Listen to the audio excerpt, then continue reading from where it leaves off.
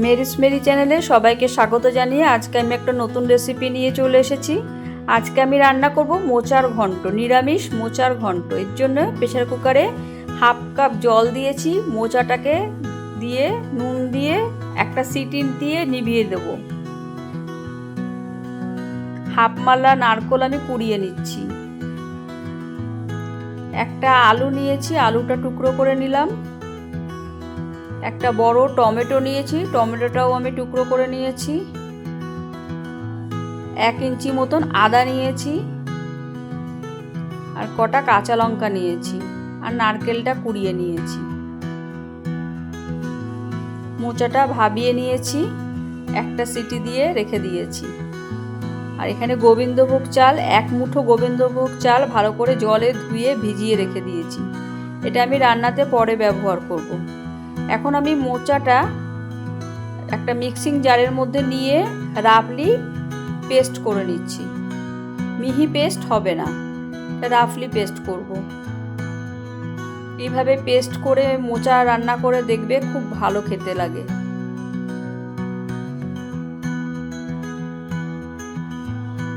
এবার আমি মিক্সিং জারে নিয়ে নিচ্ছি টমেটো, আদাটা ছোট করে টুকরো করে নিচ্ছি।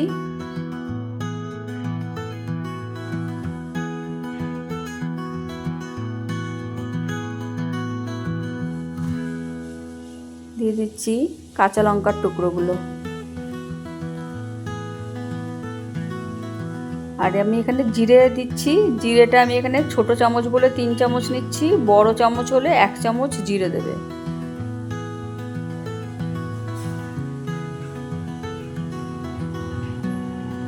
কড়াইয়ে সর্ষের তেল দিয়ে দিচ্ছি। সর্ষের তেলেই আমি রান্নাটা করব। প্যান গরম হয়ে গেছে, এবার আমি আলুগুলো ভেজে নিচ্ছি।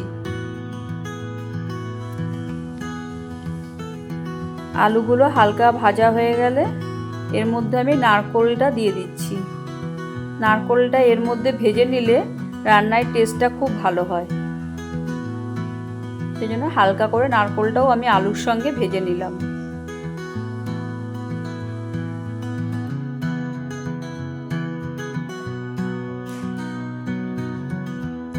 একটা তেজপাতা ফোড়নে দিলাম, 2টো ছোট এলাচ, 3টে মতন লবঙ্গ দিলাম, 1 টুকরো দারচিনি দিলাম।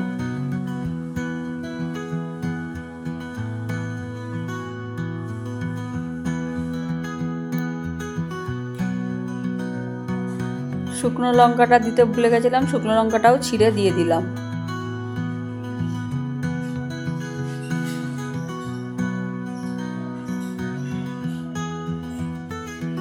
এবার মোচাটা যেটা পেস্ট করে রেখেছি ওটা এর মধ্যে দিয়ে দিচ্ছি।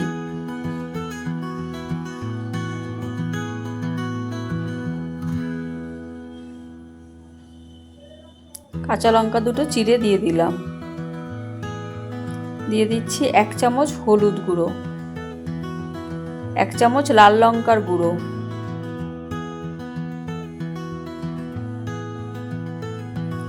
চিনি দিচ্ছি 2 চামচ। নিরামিষ তরকারি একটু মিষ্টি মিষ্টি হলে ভালো লাগে। এবার তোমরা তোমাদের হিসাব মতন দিও, যে যেমন মিষ্টি খাও। এটাতে মিক্সিতে যে টমেটো আদাটা পেস্ট করে রেখেছিলাম সেই মশলাটা দিয়ে দিলাম।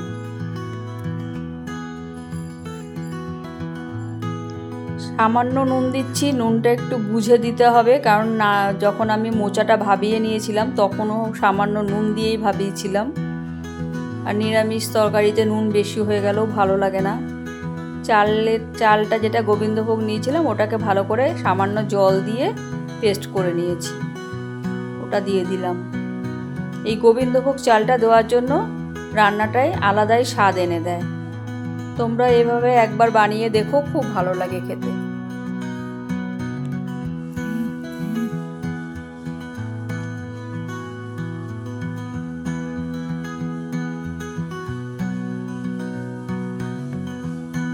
এবার দিয়ে দিচ্ছি মিক্সিটা ধুয়ে জলটা দিয়ে দিলাম।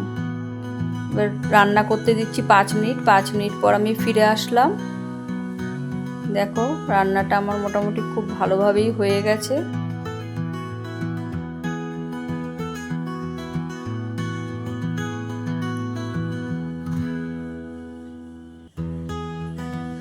জলটাও ঠিকঠাক টেনে নিয়েছে। এবার আমি উপর দিয়ে নারকেল কোড়াটা দিয়ে দিচ্ছি।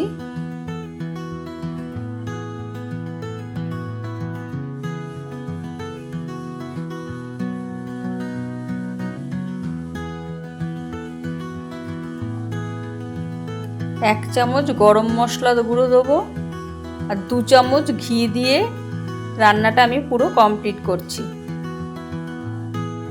নিরামিষ রান্না যেহেতু একটু ঘি না দিলে ভালো লাগে না, তাই 2 চামচ ঘি দিলাম।